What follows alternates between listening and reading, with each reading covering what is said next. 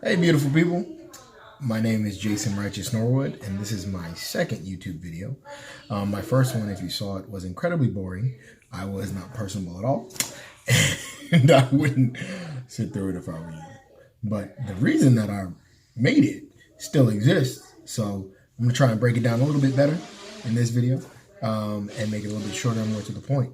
So one of the things that I mentioned with what's going on in current society is the fact that every single black family has to have the police talk with especially their son, So I'm going to give you a little inkling of what the police talks look like, because remember, if you are an African American male, a black male in the United States, you don't have the privilege of having a bad day when it comes to the police. You can't be aggravated. You have to take everything that they give you with grace and kindness and style and accommodation. You cannot at any way and at any time show any amount of discomfort or frustration, because that may be the end of your life.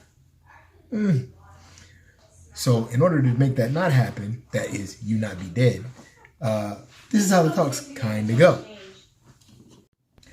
You must forgive me because during this, I will be trying to channel my inner Pastor John Norwood, my father. If you know me, you know, despite my name being righteous, I am a far cry from a minister. Come here, boy, let me tell you something. All right, Dad, what's up?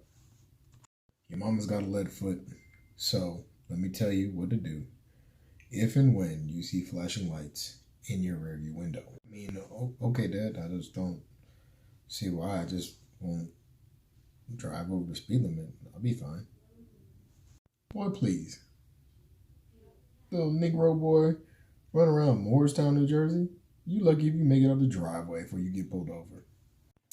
First things first, keep your license and registration in the sun visor holder up at the top of the car.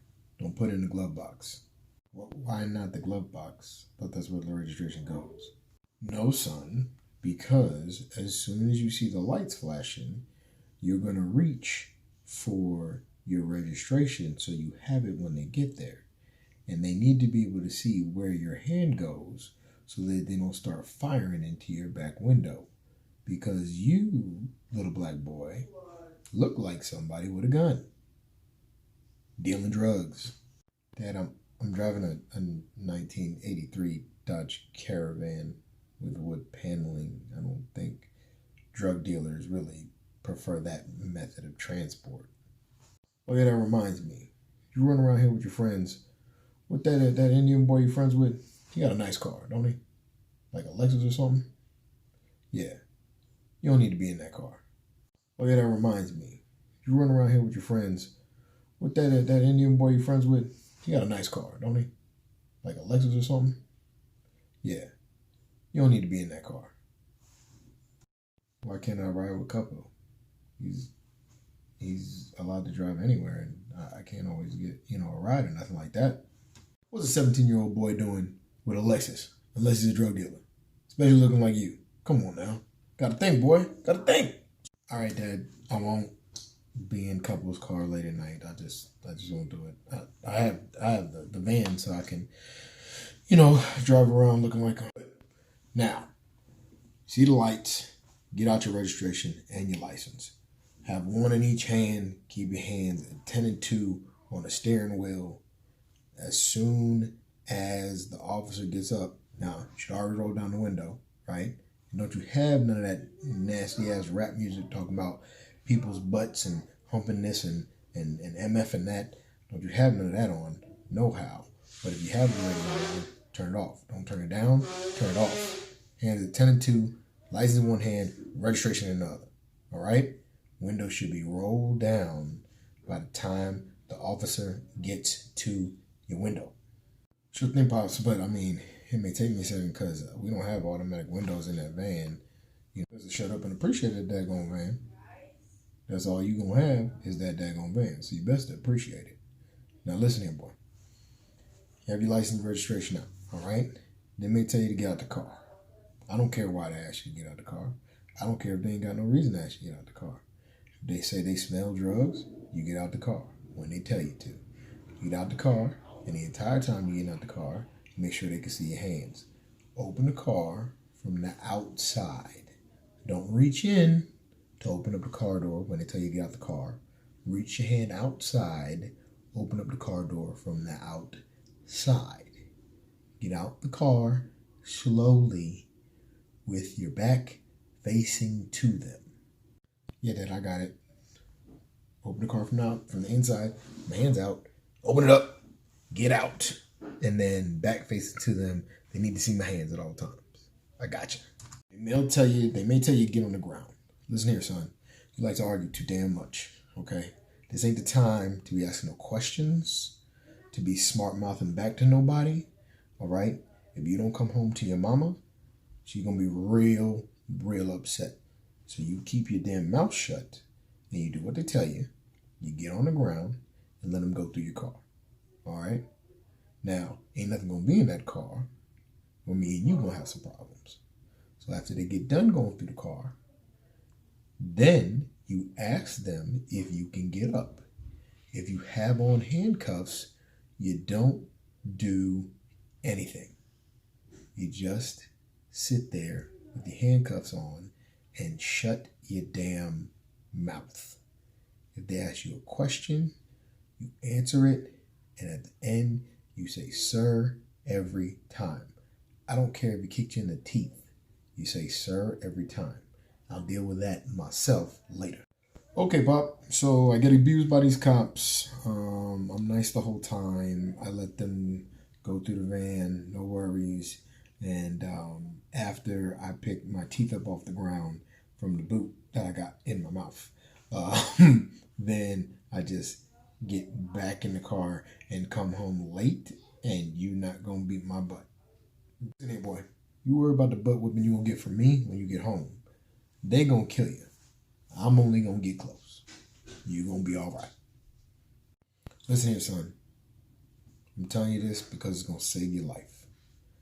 You can't mess around with these police officers. They're waiting for a reason, and you're a statistic. That's all you are, is a statistic. All right? And my boy ain't gonna be put in the ground like Emmett Till before his time. You got too much going for you to get messed up in these streets, eating bullets that wasn't meant for you. Too easy. I won't mess around. Let the cops do whatever they want. I'll be real nice. I know how to be respectful. You told me that. I'm good. I won't mess up. All right?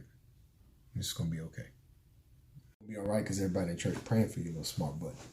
That's the only reason you're going to be all right. But you probably going to be all right. All right. Hey, now, isn't that fun?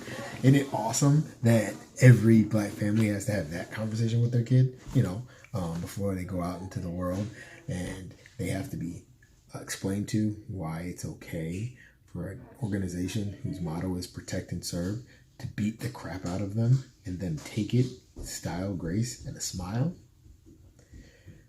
That's the messed up truth. Again, if you don't believe it, I just need you to remember some names. Sandra Bland, Philando Castile. Even the boys who ran down and lynched Ahmaud Arbery were associated with the police.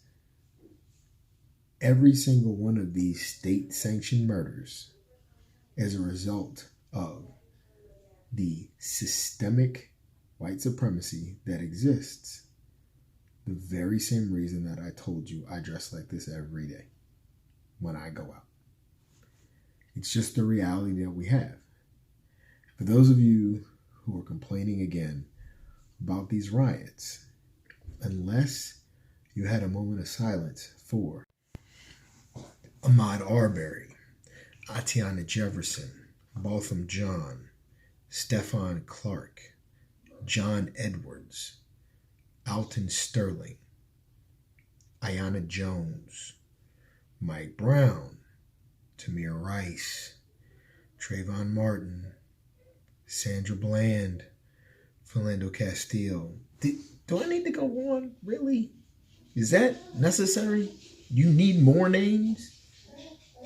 Unless you had a moment of silence for every single one of them, you said a prayer every time we just let the fact that state-sanctioned murder has been happening to people that look like me, we let that go by. When you start getting upset about that and those names and those families, come back to me about some looting. Please. Please. Then we can have a legitimate conversation about it. But since obviously none of this matters, then I'm all upset about the fact that you can't go to Target. In the grand scheme of things, the immediate loss of life by state-sanctioned executions extrajudiciously somewhat takes precedence, I think. I'm by no means condoning or saying that people should be looting and breaking stuff. What I am saying is that America, you're going to have to get some priorities sometime.